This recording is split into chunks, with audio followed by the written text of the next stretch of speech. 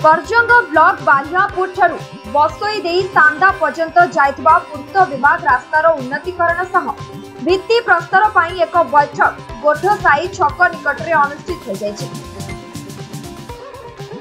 ए कार्यक्रम में ढेंकानाल सांसद रुद्र नारायण पाणी जोगदे केंद्र सरकार को विभिन्न उन्नयनमूलक कार्य संपर्क में आलोचना करथिले। पर्जंगे रास्तार उन्नति हेले गमनागमन में सहायक हो पारिबो बोली कहिथिले। विधायक विभूतिभूषण प्रधान जोगदे ए रास्ता संपूर्ण हेले जातीय राजपथ सहित जोगाजोग में सहायक हेबा एवं आगामी दिन में जनहितकर कार्य आगक त्वरान्वित हेबो बोली सूचना देथिले। पूर्त विभाग अधीक्षण जंत्री जयंत कुमार नायक 8,59,00,000 व्यय बरादरे बालियापुर ठारू बसोई कंगिली देई सांदा पर्यंत रास्ता ओसारिया रास्ता हेबा सह आगामी 6 मास मध्यरे ए रास्ता काम शेष हो बोली सूचना देथिले। सरकारी निर्वाही जंत्री विजय कुमार सेठी तत्वावधान में कार्यक्रम परिचालन होता।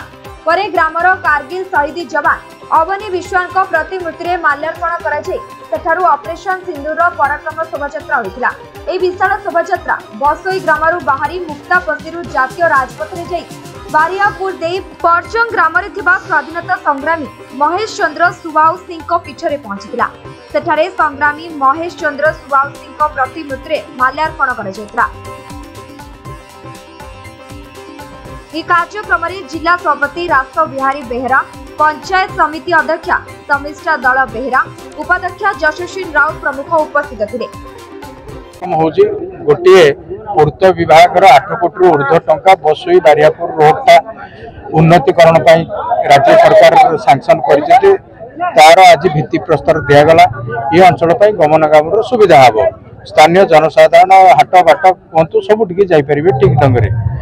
आउ गोटे कार्यक्रम भारत वर्ष प्रति जो पाकिस्तान जो भाया व्यवहार विगत दिन में देखी ताकू उचित जवाब प्रधानमंत्री दे सारी ताहा लोक माने जानिबाई भारतर पराक्रम जनसाधारण पाखे पहुँचापी पराक्रम शोभायात्रा सारा भारत चली से कारण आज परजंग विधानसभा जोड़े पराक्रम शोभायात्रा अनुष्ठित होची। गोटे वर्तमान बसुई ठारू परजंग पर्यंत हम परजंग ब्लॉक एवं कंकड़ाहाड़ रे गोटे पराक्रम सेकेंड हाफ रे ऊपर बेला हम। तेणु जनसाधारण भारत देश प्रेमी होगापाई एवं भारत पराक्रम लोक पाखे पहुँचापी ये यात्रा अनुष्ठित हो।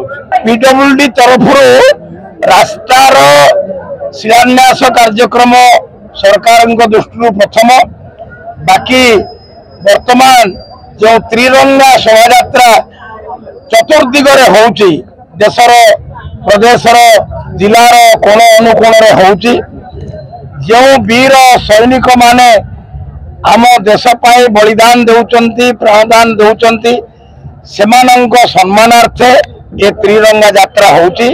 आमर स्थानीय लोकप्रिय विधायक ओडिशा विधानसभा अन्यतम स्टैंडिंग कमिटी चेयरमैन विभूतिभूषण प्रधान एवं अन्यान्य समस्त कर्मकर्ता नेतृत्व में आज परजंग ब्लॉक बसोई ठारू ब्लॉक हेडक्वार्टर पर्यंत ये तिरंगा यात्रा जाउची। एथिरे शामिल है मो निजको धन्य मन करूछी। कामाख्यानगर गौतम राउत को रिपोर्ट समय।